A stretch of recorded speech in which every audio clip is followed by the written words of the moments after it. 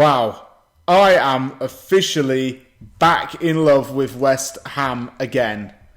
This team, this manager, this whole unity that the whole team has, I absolutely love my football club. We are absolutely massive. Massive. And there's nothing that anyone can do about it. Not Golden Sullivan, not the Premier League, not Sepp Blatter's corrupt arse can do anything to stop West Ham being massive. Fans are back in the stadium. West Ham delivered tonight. They absolutely made that game enjoyable, and it's made my Monday very, very great. If you went to the game, I'm happy for you as well, but it's time for the aftermath. Let me get into it and tell you what I thought of that absolute demolition.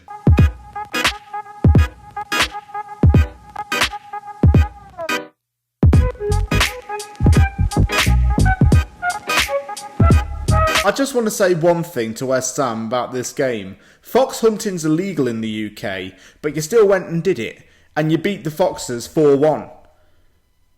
Yeah, I'm saying, we murdered 11 Foxes tonight, and it was actually 10 after the red card, because every single West Ham player absolutely was miles above any Leicester player. Tonight, this whole team worked so well together. Today was proof of that. And with the fans back in the stadium for this home opener, it made the atmosphere and the whole occasion a million times better. All of the fans were singing, even after the game, singing Sweet Caroline and celebrating. A big 4-1 win for West Ham United with Saïd Benrahma and Pablo Fornals playing really well tonight. And Michail breaking a record. He's now officially West Ham United's all-time top Premier League goal scorer with his 48th and 49th goal for the club. He overtakes Paolo di Canio, who was on 47. Antonio, made a bit of history tonight as well. And we all witnessed it, which was even more special. So this game had everything nice about it. I'm going to start off with the team lineups, though, as is the case usually with the aftermath. Moyes went with an unchanged team, which meant that Fabianski stayed in goal and Dawson stayed in the defence. I was a bit, nervous about having Dawson in there because of how he played against Newcastle. And also, another thing that made me nervous was the comparison between West Ham's bench and Leicester's bench. Leicester had two quality strikers on there with Patson Daka and Kelechi Iheanacho, both of whom are very pacey and lethal players. I feared that one of them would come off and rip Dawson and the defensive line to shreds. But just as a spoiler alert, that didn't happen, as you probably can work out by now. What else is there? Still the same four. Benrahma as the 10, Fornals, Bowen and Antonio up top. Rice and Souček kept their midfield partnership, of course. Partnering Dawson was Angelo Bonner, and we had Cresswell and Sofal as the fullbacks. Before the game, Thomas Souček got his Hammer of the Year award, and that was presented to him in front of the fans, which was really nice. Overall, playing the unchanged team was good and bad at the same time. It was good for consistency, and you don't change something that isn't broken. But I was just worried about some of the people who were in that team, notably Dawson because of his last game against Newcastle. And there's also rumours that Fabianski would be dropped for Areola, but that wasn't the case. The more West Ham passed the ball, the more tempo they got, the more momentum they got. Really like a well-oiled machine in the way that West Ham worked the ball so well. Benrahma tested from distance, forcing Michail to catch the ball with both hands. Some good passing movement led up to that chance. West Ham kept the ball on the ground a lot. There wasn't anything too long with crosses, unlike Leicester. And this is one thing I might as well touch on. Leicester tended to cross the ball a lot in the air, and they weren't getting past our fullbacks because every single Leicester cross forward was getting headed away by a West Ham player, and West Ham would go in the opposite direction. West Ham just played the ball on the ground and made things a lot simpler for themselves by doing so. Good at running into pressure and fighting off multiple Leicester defenders as well. Bowen and Fornals particularly were good at that. Leicester tried to keep things really tightly. West Ham just needed to make good use of the space as they do. And that was why things really worked well for West Ham. I mean, Antonio struck from range, tested Leicester's defence, but eventually a goal did come. and it came in quite nice style. With around 26 minutes gone, Pablo Fornals put the ball into the net to make it West Ham 1, Leicester 0. Great little move, in all honesty. Benrahma with the assist on this. Fornals passed it Benrahma. Benrahma's holding up the ball a bit, waiting to find a crossing. Gives enough time for Fornals to move into the box. Fornals trickles it, and it bumps past Michail. It's 1-0 to West Ham. Hearing the crowd roar and cheering gave me goosebumps a little bit. It's not, like I say, it's nice to see the fans back, and the noise from the fans. I think the players really appreciated that too. But the reason why that goal was scored was just from fast football, precise passing, and excellent free-flowing movement. It's more or less the same things in the Newcastle game. That's what makes West Ham's attacking system so well, is the free flow of the ball and just playing simple passing.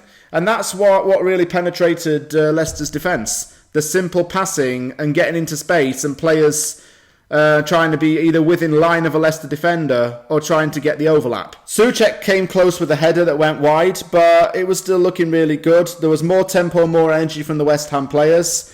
As for Leicester, they didn't even have a shot on goal. Well, they did, but Ayoze Perez struck really, really wide. And I've mentioned his name because he was going to be a talking point 15 minutes after West Ham took the lead. Because he was sent off. He goes in to try and win a ball back and stamps on his fellow Spaniard Pablo Fornals. Basically stood showing stamps on his lower leg. It's lucky, really, that Fornals didn't break his leg from that. But it got VAR checked and Ayoze Perez was sent off. Both sets of fans are really happy about that. Leicester because a player who was playing like crap had just been sent off. And West Ham because they had the upper man. So both sets of fans were agreeing on something. Ayoze Perez was trash. I think getting sent off actually didn't really help Leicester either, because obviously they're down to 10 men. But the VAR call on that was absolutely spot on. Studs went in, really nasty tackle, and Fornals was lucky to be okay from that. Because that's not acceptable. Basically stamping on his leg. Could have snapped it. And Leicester had to change up the system a bit and temporarily went with Harvey Barnes going from the wing to partnering Jamie Vardy as a striker, with Maddison on his own in a number 10 role. So had to change things up a little bit because of that. But half-time whistle went. West Ham have got it tactically spot on so far. Fornals was having a blinder of a game. Everyone played well pretty much from the defence to the attack, but Fornals, Rice and Benrahma were having blinders of a game. Benrahma got an assist, Fornals with a goal, and Rice was doing really well to keep things tight. Win balls back and pass the ball forward a lot. Leicester didn't make any changes at half-time, nor did West Ham, and that surprised me a bit. I thought Leicester would have thrown on Daka at that point. They didn't though. And second half started, and it was still 1-0 to West Ham going into the break. When second half started, things started to get a lot more interesting and a lot more fun. Second half was more or less the same kind of thing from West Ham. Good threats, full control. Souček fired over the bar in 49 minutes. Start of what I think was still a very well-contained half, a very well-controlled half. More to the point. To the point where West Ham did make it 2-0. Carlos Soyuncu makes a really bad mistake. He just needs to look over his shoulder to see if there's anyone behind him before he decides to pass backwards. He passes backwards, breakdown in communication between Soyuncu and Michail. Antonio gets onto the ball. Could have taken his shot there, but it was from quite a narrow angle, so he passed it to Benrahma, and Benrahma's got quite an easy task of putting it into a near empty net, and it's 2-0 to West Ham. Saïd Benrahma, 2 goals in 2 games, and 2 assists in 2 games as well. Benrahma is in for a big, big, big year. He's going to be like our Payet. He is the Lingard replacement. Benrahma is absolutely dominating it right now in that midfield. He's perfect for this team, and he's doing an awesome job. That was another goal for him, and it was his goal in front of the home crowd as well. 2-0 to West Ham at this point, and everything's still looking very, very good. Leicester still couldn't connect balls. They still crossed forward a lot, but it was our fullbacks who were getting it away a lot of the time. Leicester couldn't really do anything going forward. They just passed the ball sideways a lot, particularly on the back line. Sideways passing. Couldn't connect with anybody, like I say. They couldn't make good connecting passes. West Ham, on the other hand, had direct balls and penetrative through balls, penetrative runs. Leicester didn't have that. And West Ham came close again because of that. Antonio came very close. Cresswell fired over with a first-timer from a cleared corner. At that point, Leicester needed to make some changes. Daka came on, off came Harvey Barnes. I looked like Leicester were going to go 2 up top, which was brave from Brendan Rodgers because he really needed to get a goal.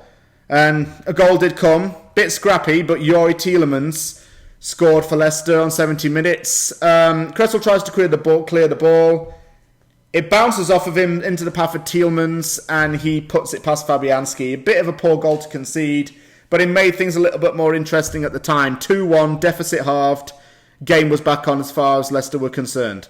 Or was it? The moment that everyone had been talking about came.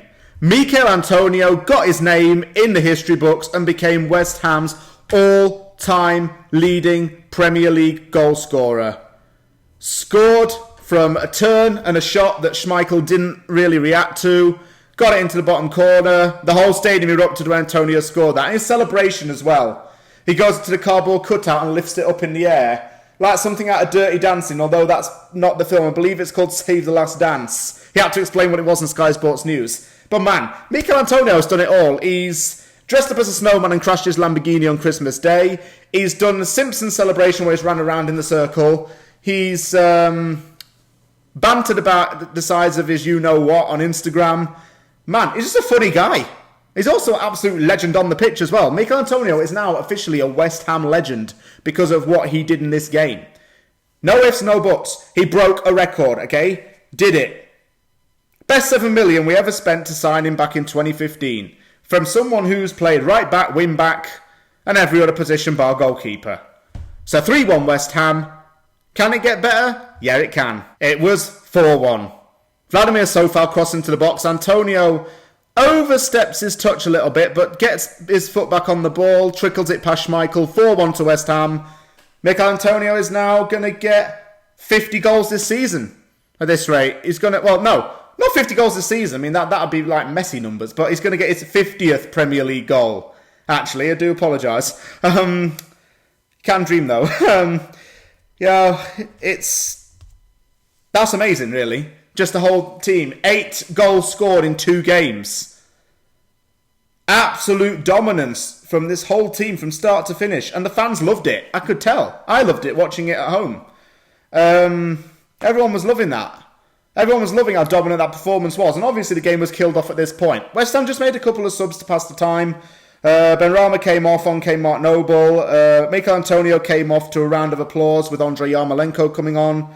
Nolan hugged Antonio, and David Moyes also praised the striker for that. But, man, ended 4-1 to West Ham. Very entertaining game to watch, and one of, if not the best I've seen at the Bowl in the 5 years of us playing there.